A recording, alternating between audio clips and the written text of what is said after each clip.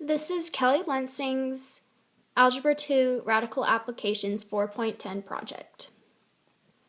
What I'm first going to do for my project is go over a little review on how to simplify radicals using the example problem 2 radical x plus 1 equals 14.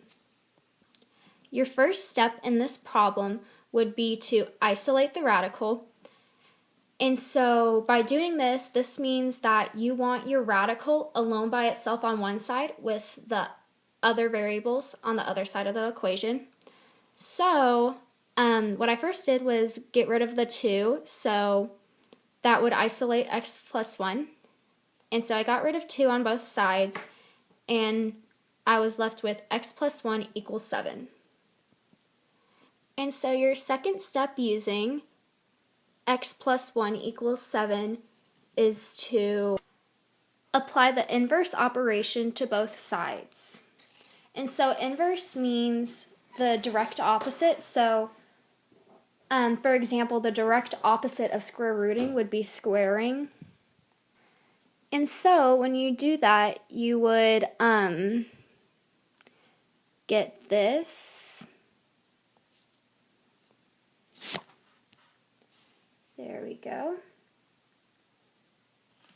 So from x plus 1 equals 7, I squared both sides because you have to do the same thing to both sides.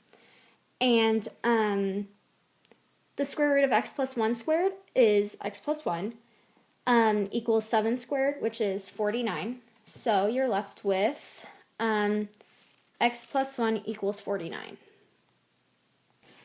And so using x plus 1 equals 49, you're going to go into your third step, which is solving. And so when you're solving x plus 1 equals 49, you're going to subtract 1 from both sides because you do like you would on any linear equation. And you get x equals 48. And so that brings us to our next and final step, which would be to check your solution using x equals 48. And so I went back to the example problem we were originally given, and I substituted in 48 for x. And so when you do that, you get 2 radical 48 plus 1 equals 14. And so 48 plus 1 equals 49. So 2 square root of 49 equals 14. And the square root of 49 is 7. And when you multiply it by 2, that equals 14. And so you get 14 equals 14, meaning that x equals 48 is valid and is a correct solution.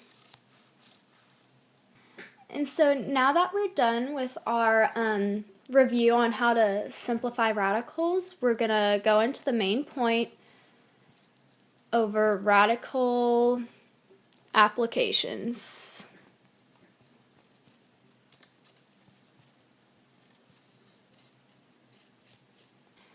And so we're starting with our scenario. The formula S equals 2 pi square root of L over 32 represents the swing of a pendulum. S is the time in seconds to swing back and forth, and L is the length of the pendulum in feet. And so now we're given the problem. How long does it take for a 3-foot pendulum to swing back and forth? Round to the nearest whole number and use 3.14 for pi. And so 3 feet represents the length. And so we're solving for S.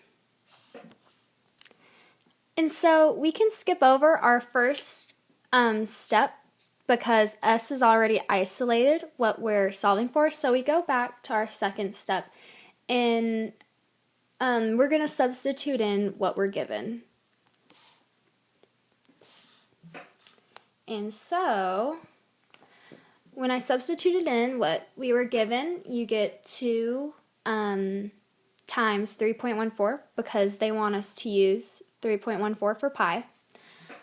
Square root of 3 feet over 32 because they're also giving us 3 feet, which we substitute in for L. So next we're going to simplify that even more. Getting 2 times 3.14 equals 6.28. And so I typed that radical 3 over 32 feet into my calculator, and I got 0.09375. And so next what you're going to do is multiply 6.28 times 0.09375. And so what I got for that was S equals 0.58875. And so in your problem, they told you earlier to